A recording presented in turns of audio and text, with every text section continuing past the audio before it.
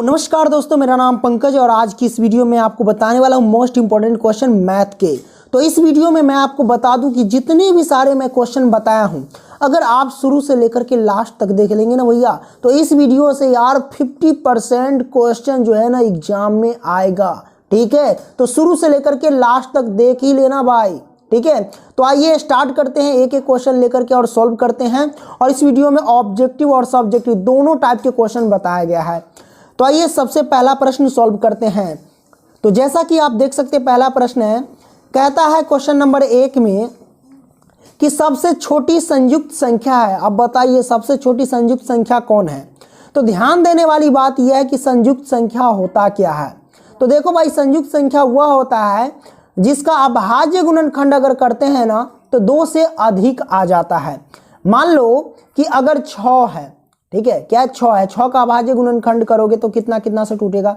ये तो ये 6 से भी कट जाएगा, 6 एकम 6, ये 1 से भी कटेगा, दूसरा ये 2 से भी कटेगा, 2 तिहाई 6, और तीसरा ये 3 से भी कटेगा, 3 तिहाई 6। तो मतलब 2 से अधिक आ गया अभाज्य गुणनखंड, इसका गुणनखंड की ये तोड़े तो, है ना, 2 से अधिक बार आ गया, तो ये हो गया संयुक्त संख्या। लेकिन इसमें पूछ रहा है कि सबसे छोटी संयुक्त संख्या कौन है। तो भैया छोटी पता करना पड़ेगा।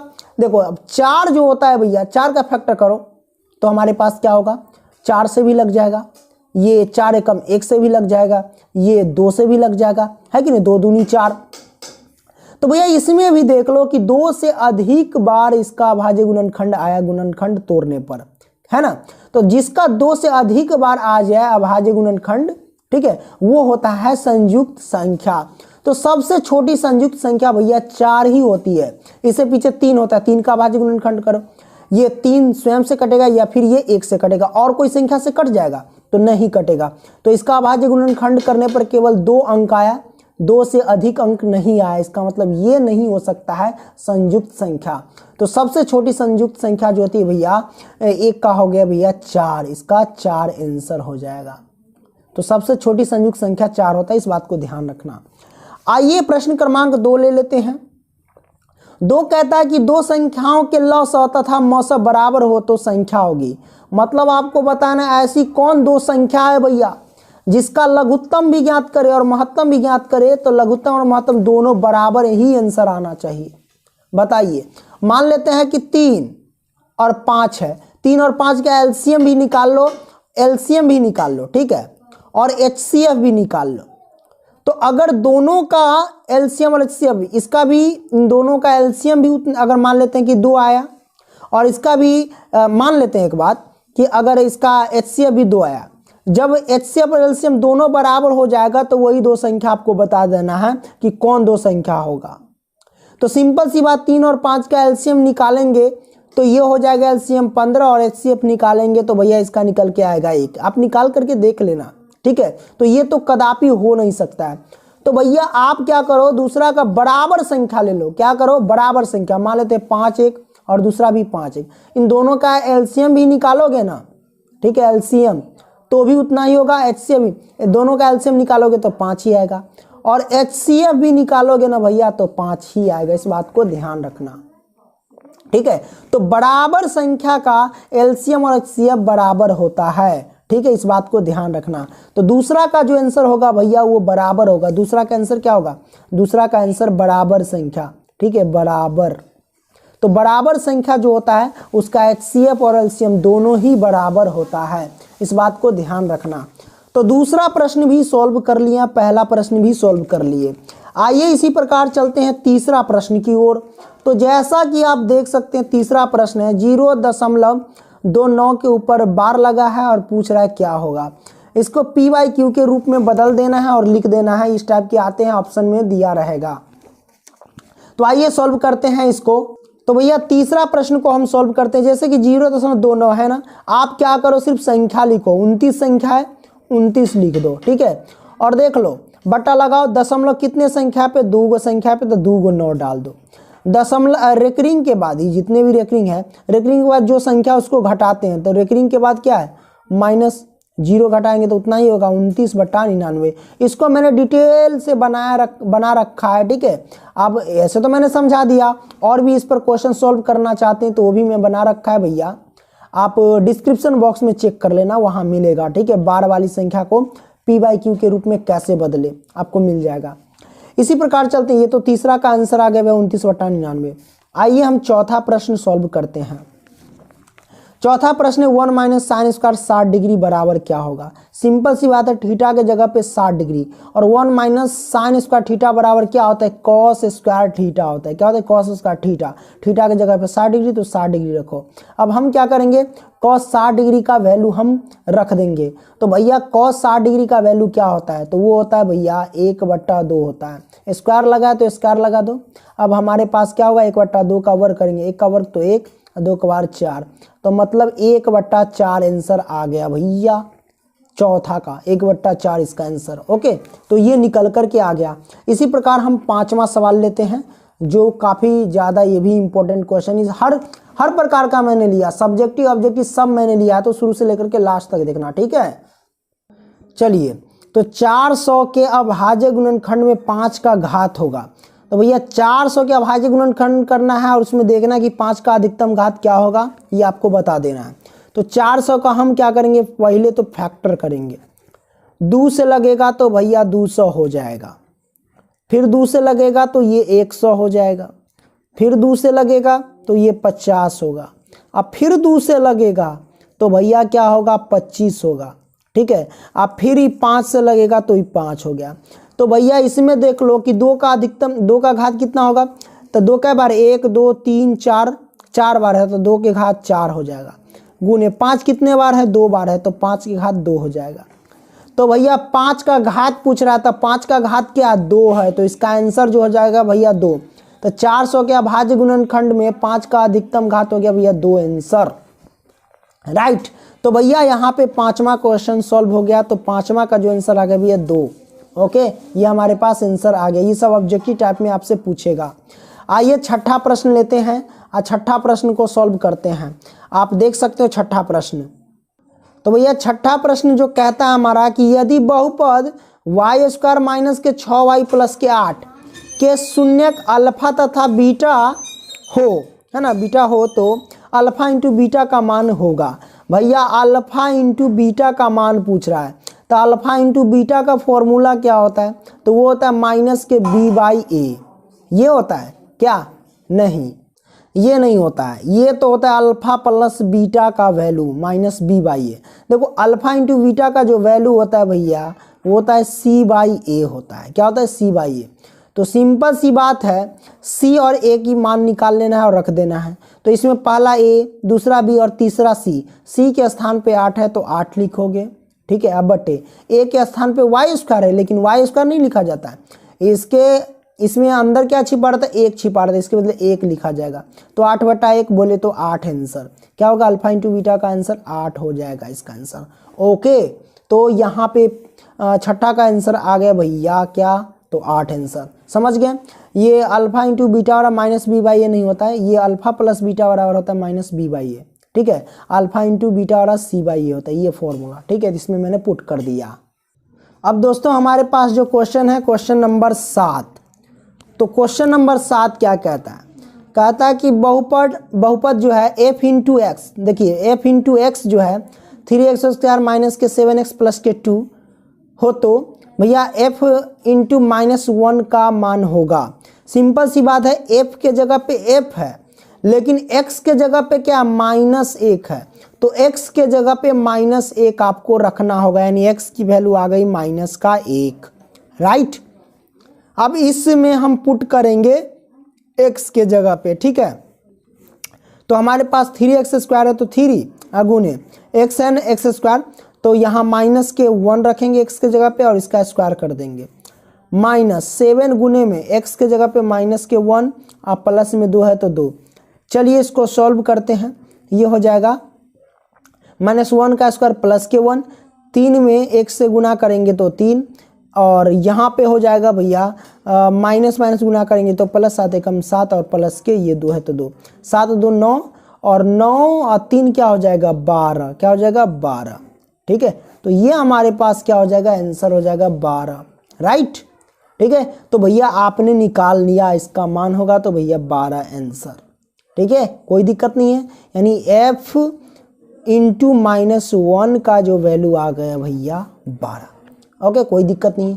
आइए दोस्तों, अब हम अगला सवाल लेते हैं। तो अगला क्वेश्चन है क्वेश्चन नंबर भैया 8। क्वेश्चन नंबर 8 कहता है कि समीकरण निकाय x प्लस के 2y बराबर 3। ये हमारे पास पहला समीकरण है। दूसरा है 5x प्लस के ky बराबर 15 के अनगिनत हल होने के, मतलब के मान ज्ञात कीजिए, यानी अनगिनत हल है तो k का मान ज्ञात कीजिए। इस समीकरण में अनगिनत हल होने के लिए k का मान ज्ञात कीजिए। तो भैया सिंपल सी बात, अनगिनत हल कब होगा? जब a1 बटा a2 बराबर b1 बटा b2 बराबर c1 बटा c2, तभी तो होगा अनगिनत हल, है ना। तो इसमें हमें k का मान पुट करना है, ठीक है। तो आइए, अनगिनत है a1 बटा a2, तो a1 देखो सबसे पहले समीकरण को लिखते हैं। यहाँ x प्लस के 2y अब बराबर 3, तो 3, ये समीकरण 1 है। दूसरा हमारे पास है 5x अब प्लस के ky अब बराबर में 15। यही k का वैल्यू पुट करना है। a1, ये a1 है, ये b1, ये c1, ये a2, ये b2 और ये c2। a1 बटा a2, तो a1 बटा a2 के जगह पे रखेंगे। a1 के जगह पे x में 1 छिपा रहता है, 1 लिखेंगे। अब बट्टे में a2 के जगह पे कितना लिखेंगे? 5। ये आ गया बराबर b1 बटा b2। अब भैया b1 हमारे पास, इसमें y नहीं लेंगे, 2 लेंगे, ठीक है। और b2 के जगह पे देखो भाई b1 बटा b2, तो b2 के जगह पे हम यहाँ पे y नहीं, यहाँ पे k लेंगे। k का मान ही तो पुट करना है, k ले लेंगे। अब बराबर c1 बटा c2, तो c1 बटा c2, c1 हमारे पास 3 है और बटे c2 हमारे पास क्या है? तो 15 है। आइए अब इसको बराबर करना है, सिंपल सी बात है। ये आप इसको निकालने के लिए बहुत तरीका है ना। इसको निकालने के लिए क्या है भाई? बहुत तरीका है। चलिए हम यहाँ से निकालते हैं। सबसे पहले क्या करते हैं, ये 1 है तो 1, अब यहाँ से भी निकाल सकते हैं। k से 1 में गुना करेंगे तो k, आप 5 दूनी 10, k का मान 10 आ जाएगा। ऐसे भी निकाल सकते हैं, या फिर सिंपल सी बात है 1/5 अब बराबर, देखो 1/5, अब 1/5 ही लाना है। इसके लिए हम 2 है और k के जगह पे हम क्या रखेंगे कि 1/5 ही आएगा। तो सिंपल सी बात है, k के जगह पे अगर 10 रख देंगे तो 2 पंचे 10 कट जाएगा, मतलब k की वैल्यू हम 10 रख रहे हैं। k का मान 10, इससे हम निकल जाएगा k का मान 10 बराबर 2/15, तो 15। अब ये बराबर हो गया कि सॉरी 3/15 है ना, 3 5 15 काट दोगे तो यहाँ 1 हो जाएगा ना, तो 1/5 यहाँ हो जाएगा 1/5 रख दो। और ये भी काटोगे 2 पंचे 10 यानी 1 से, तो तीनों बराबर जो 1/5 1/5 1/5 बराबर हो गया। यानी k के जगह पे हम 10 रखे तब, ये अपना मन से। तो यहाँ से भी निकाल सकते, ऐसे भी निकाल सकते। तो k का मान हमने 10 रखा, ये ऑप्शन में आपको मिलेगा। तो k का मान 10 रखने पर क्या होगा? अनगिनत, ठीक है। ये हमारे पास आंसर आ गया, राइट। तो आपने देख लिया। आइए अब हम चलते हैं अगला क्वेश्चन लेकर के। ये देख लो क्वेश्चन नंबर 9, ये तो काफ़ी ज़्यादा इंपॉर्टेंट है भैया। कहता है यूक्लिड विभाजन एल्गोरिथम का प्रयोग करके 867 और 255 का HCF ज्ञात करें। ये क्वेश्चन मैं बनाऊंगा, टाइम वेस्ट नहीं करना, क्योंकि मैं बना चुका हूं इसको कई बार, ठीक है। और इसको देखना चाहते हैं तो भैया डिस्क्रिप्शन बॉक्स में आपको मिल जाएगा लिंक, वहां पे क्लिक करके जा सकते हो, ठीक है। इसका सॉल्यूशन डिस्क्रिप्शन बॉक्स में मिलेगा, वहां पे लिखा रहेगा HCF कैसे निकाले उसमें, ठीक है। आइए हम क्वेश्चन नंबर 10 को लेते हैं। सिंपल सी बात है, क्वेश्चन नंबर 10 ये भी आपको मिल जाएगा। सिद्ध करें कि √5 एक अपरिमेय संख्या है। ये भी मैं सिद्ध कर चुका हूं और बहुत अच्छा क्वेश्चन है, आपको मिल जाएगा। सिद्ध करें कि √5 एक अपरिमेय संख्या, बाय पंकज सर सर्च करोगे तो मिल जाएगा, या फिर डिस्क्रिप्शन बॉक्स में देख लेना, इसका भी लिंक मैं डाल दूंगा, क्योंकि बना रखा हूँ तो इस वीडियो में बनाने से कोई फायदा नहीं है। आप लोग बाद में डिस्क्रिप्शन बॉक्स चेक करना, अभी ये सब देख लो सारे के सारे क्वेश्चन। देखो 11 कहता है कि 15/1600 का दशमलव प्रसार शांत है या अशांत, ये आपको बताना है। ये आपसे पूछ सकता है बिना लंबी विभाजन प्रक्रिया किए बिना। अगर 1600 से 15 में भाग दे करके भी निकाल सकते लोग, उतना ज़्यादा लंबा हो जाएगा। सिर्फ आपको याद रखना 2 के घात m गुने 5 की घात n, इसके रूप का आ जाएगा तो दशमलव प्रसार शांत है, और इसके रूप का नहीं आएगा दशमलव प्रसार अशांत आवर्ती हो जाएगा।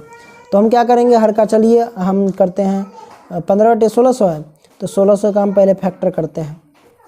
तो 2 से लगाएंगे तो 800, फिर 2 से लगाएंगे तो कितना 400, और फिर 2 से लगाएं तो कितना 200, और फिर 2 से लगाएं तो कितना 100, फिर 2 से लगाएंगे 50, अब फिर 2 से लगाएंगे तो 25, अब फिर 5 से लगाएंगे तो 5 आएगा।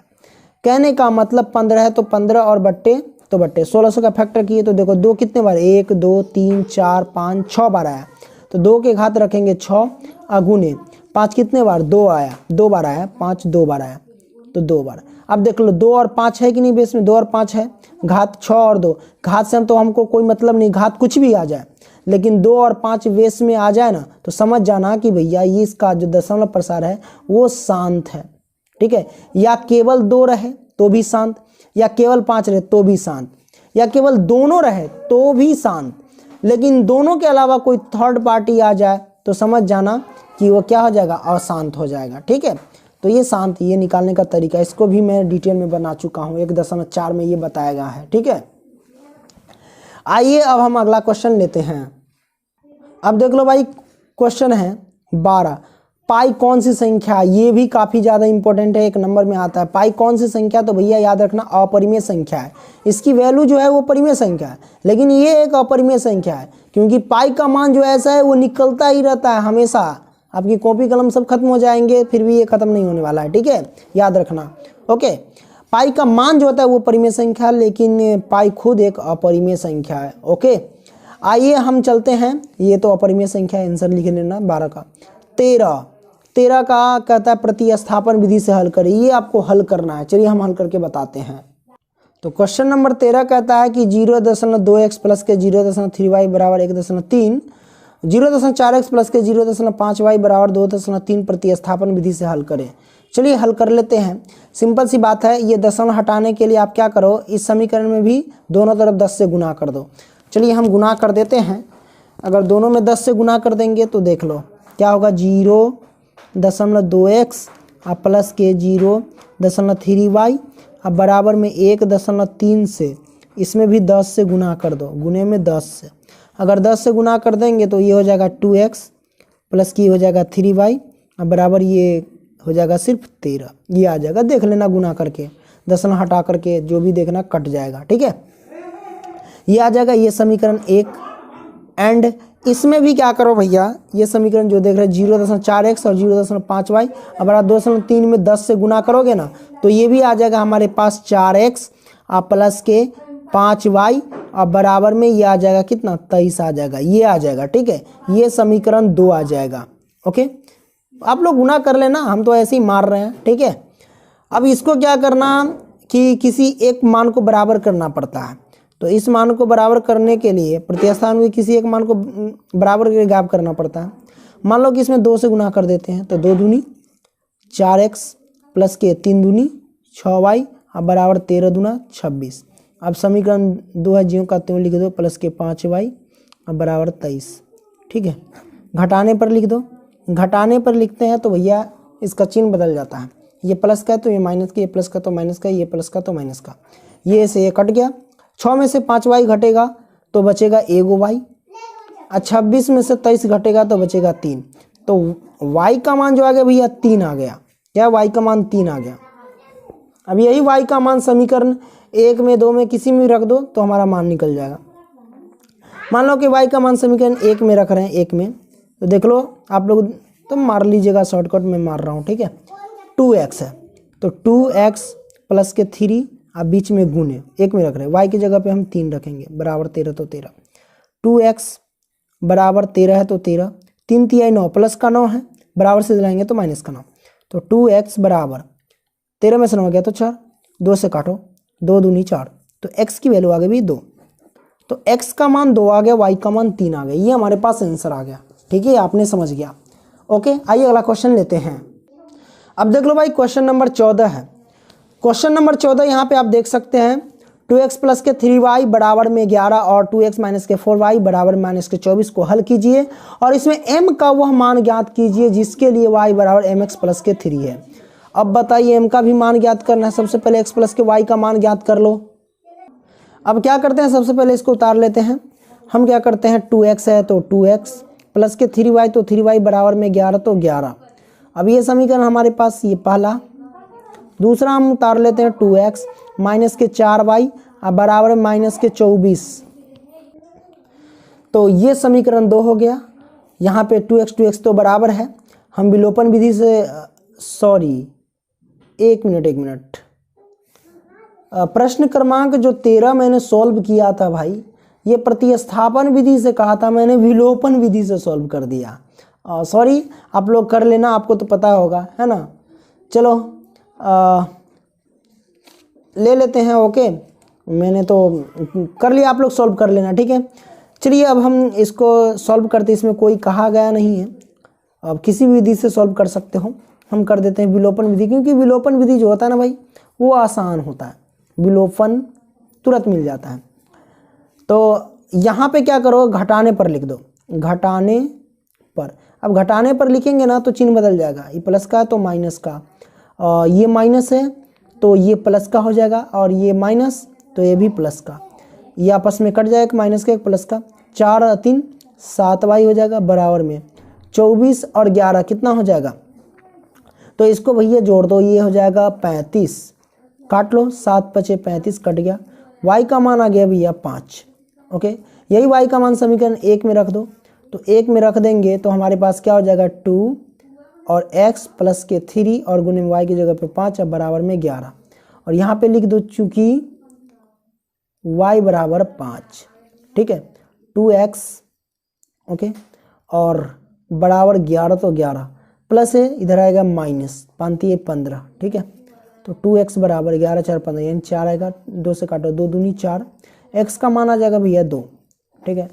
अब x का मान 2 आ गया, y का मान 3, हमें m का मान निकालना है, तो देख लो m का मान निकालें, y बराबर दिया है, y बराबर mx प्लस के 3, y अब बराबर m गुने में x के जगह पे रखेंगे 2 और प्लस के 3, और सॉरी y का भी मान देना है, दिया ना, तो y की जगह पे डायरेक्ट रखो ना, यहाँ पे 5, y का मान 5, तो ये जाएगा, देख लो 5 प्लस का 3 है, इधर आया तो माइनस का 3, अब बराबर में m2 क्या हो जाएगा m, यानी 2m कर सकते हो।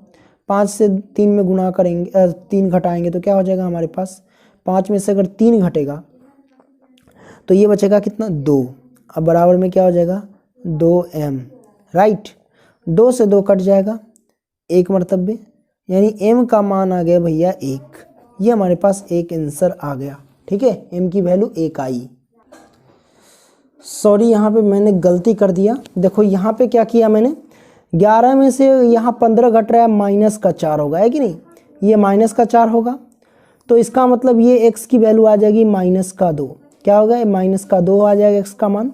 अब x की जगह पे माइनस का 2 रखेंगे तो ये हो जाएगा माइनस के 2m, ठीक है, 2 से 2 कटेगा, ये आ जाएगा माइनस के 1, बोले तो m का मान आ जाएगा माइनस का 1, ये हमारे पास आंसर आ गया। एक थोड़ा सा मिस्टेक होगा ना, ये गलती हो जाता है ना, तो आप लोग ध्यान देना। ओके, यहाँ पे ऐसे होगा। चलो अगला क्वेश्चन लेते हैं, क्वेश्चन नंबर 15 यहाँ पे देख सकते हो, कहता है कि जांच कीजिए कि समीकरण युग्म इतना और इतना संगत है तो उन्हें ग्राफ द्वारा हल करें। भैया ग्राफीय विधि से मैं सॉल्व कर चुका हूँ, इसी क्वेश्चन को मैं सॉल्व कर चुका हूँ।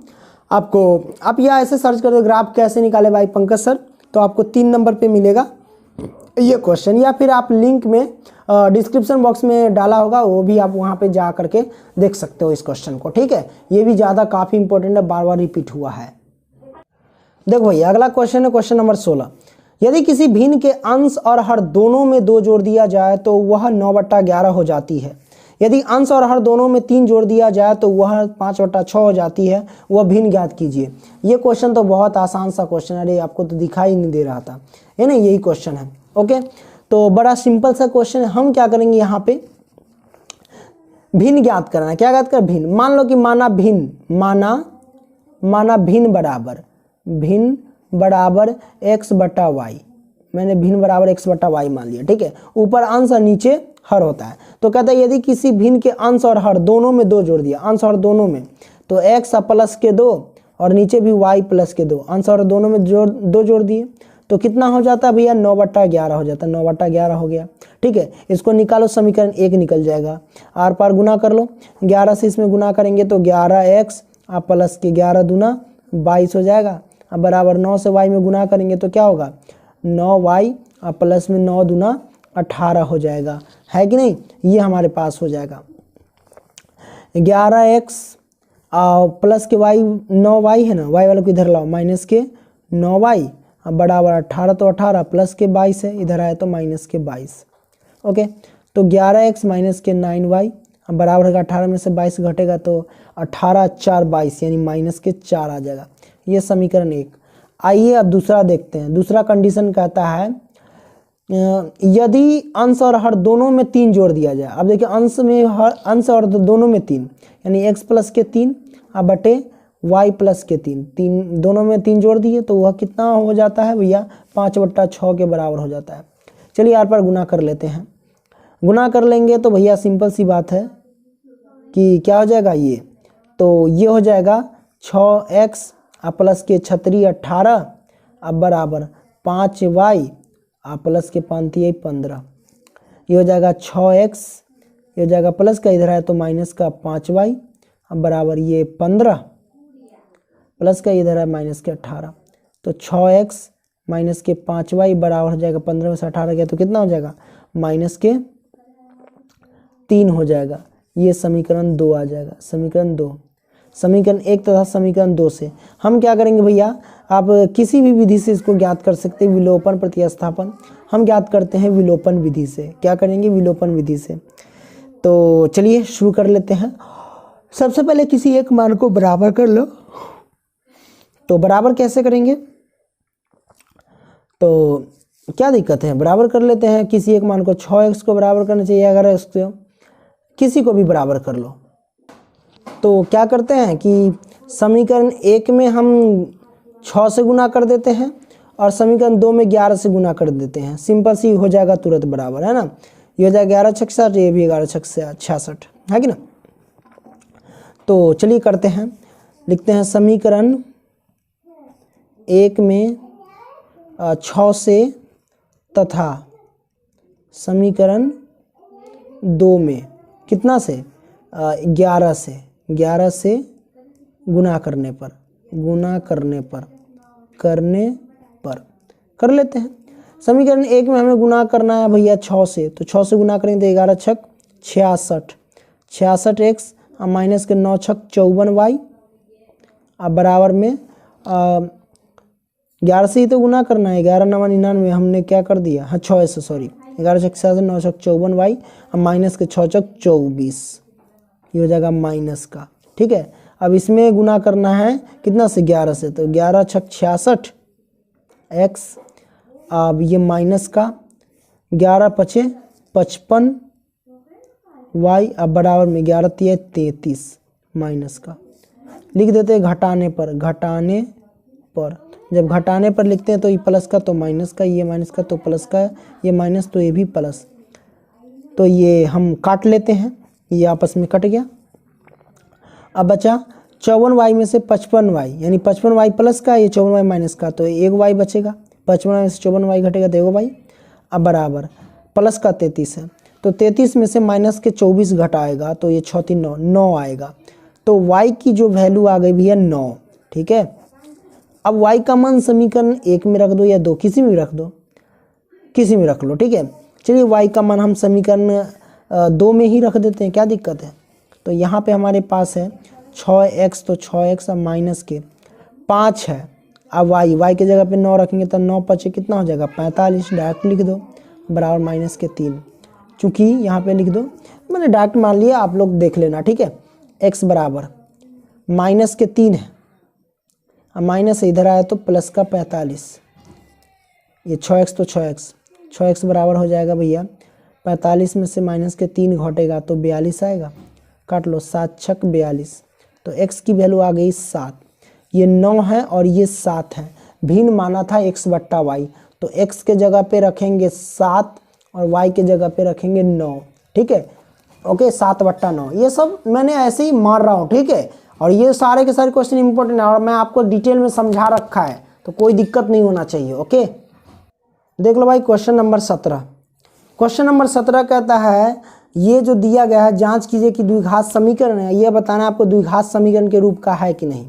ठीक है, द्विघात समीकरण का व्यापक रूप क्या होता है, तो वो होता है भैया ax² प्लस के bx प्लस के c, इसके रूप का होना चाहिए बराबर में 0, तो ये द्विघात समीकरण का व्यापक रूप है।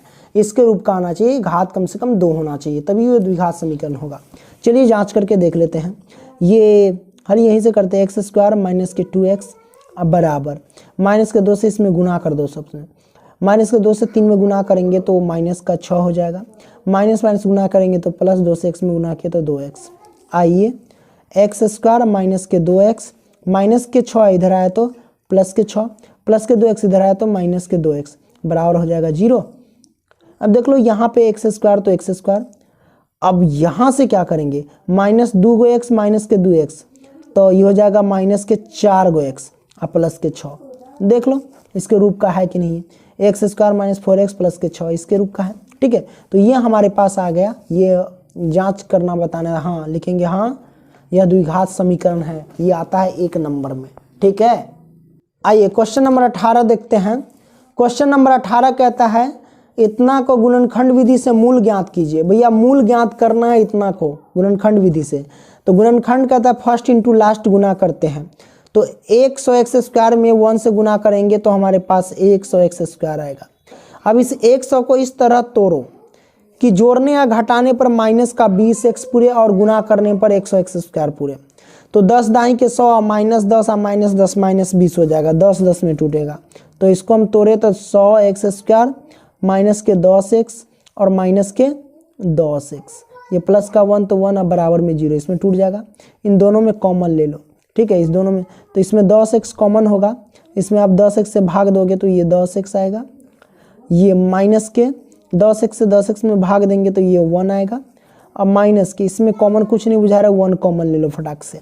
ठीक है, तो ये हो जाएगा 10x, क्या हो जाएगा भैया 10x, अब माइनस प्लस माइनस 1 1 से भाग देंगे तो 1 आएगा, ये दोनों सेम है, तो दोनों सेम में से एक निकल 10x माइनस के 1 इंटू 10x माइनस के 1, यही आएगा बराबर में 0, इसके भी बराबर 0, इसके भी बराबर 0 लिखो, तो 10x माइनस के 1 बराबर में 0 कॉमा 10x माइनस के 1 बराबर में 0, इसीलिए क्या हो जाएगा x बराबर क्या हो जाएगा, डायरेक्ट निकाल, माइनस के 1 के बराबर से इधर तो प्लस का 1 और 10 गुना में बच जाएगा तो इधर आ जाएगा। ठीक है, कॉमा इधर भी वही होगा, x का मान 1/10, ये हमारे पास आंसर आ गया। ओके, कोई दिक्कत नहीं है। तो भैया ये हमारे पास गुणनखंड विधि से मूल निकल करके आ गया, तो 10वां और 18वां सॉल्व हो गया। ओके, आ जाओ देख लो भैया, इतना का व्युत्कर ज्ञात करना है और इसका फिर मूल ज्ञात करना है, यानी डी भी ज्ञात करना और इसका मूल भी ज्ञात कर लेना है। सिंपल सी बात है, हम क्या करेंगे, सबसे पहले इसको आसान कर ले, 1/3 है ना नीचे, इस पूरे में 3 से मल्टीप्लाई कर दो, तो यहाँ पे 3x² माइनस के 2x और प्लस के 1/3 है बराबर 0, इस पूरे में क्या कर दो 3 से पहले गुना कर दो, 3 से इस सब में गुना करेंगे तो ये हो जाएगा 3 3 9x² माइनस के हो जाएगा 3 दूना 6x, क्या हो जाएगा 3 दूना 6x, इसको गुना करेंगे तो प्लस का ये क्या हो जाएगा 3 से 3 कट जाएगा तो ये बचेगा 1 बराबर में 0, ये आ जाएगा हमारे पास। अब हम क्या करते हैं, ये हमारे पास a है, ये b है और ये c है, हम d निकाल लेते हैं, d यानी व्युत्कर, d बराबर क्या होता है b² माइनस के 4ac, तो b के जगह पे -6, तो -6 का स्क्वायर करेंगे तो डायरेक्ट 36 हो जाएगा, -4 अगुने में a के जगह पे क्या रखेंगे, a के जगह पे 9 है ना, a के जगह पे 9 रखेंगे और गुने में c के जगह पे क्या रखेंगे 1, सिंपल सी बात है, क्या जगह d का वैल्यू, भैया d का वैल्यू 36 है तो 36 और 9 चौक 36, मतलब 36 माइनस के 36 बोले तो d का मान आ जाएगा 0, तो भैया d का मान 0 आ गया। अब हमको क्या ज्ञात करना, मूल ज्ञात करना, चलो द्विघाती सूत्र से मूल ज्ञात कर लेते हैं।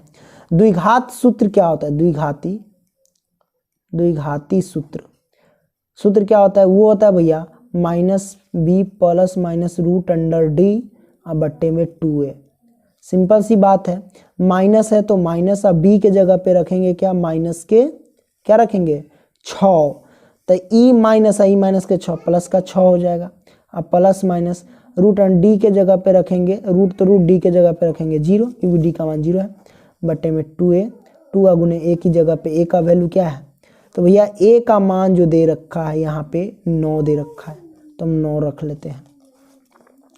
चलिए देख लेते हैं यहाँ पे, तो 6 अब प्लस अब माइनस, 0 का वर्गमूल 0 ही होगा, अब बटे 9 दूना 18, एक बार प्लस का एक बार माइनस का, तो प्लस का माइनस का भी रखेंगे तो वही आएगा 0, जोड़ो या घटाओ कोई दिक्कत नहीं। तो 6/18 दो बार लिख दो, 6/18, ठीक है।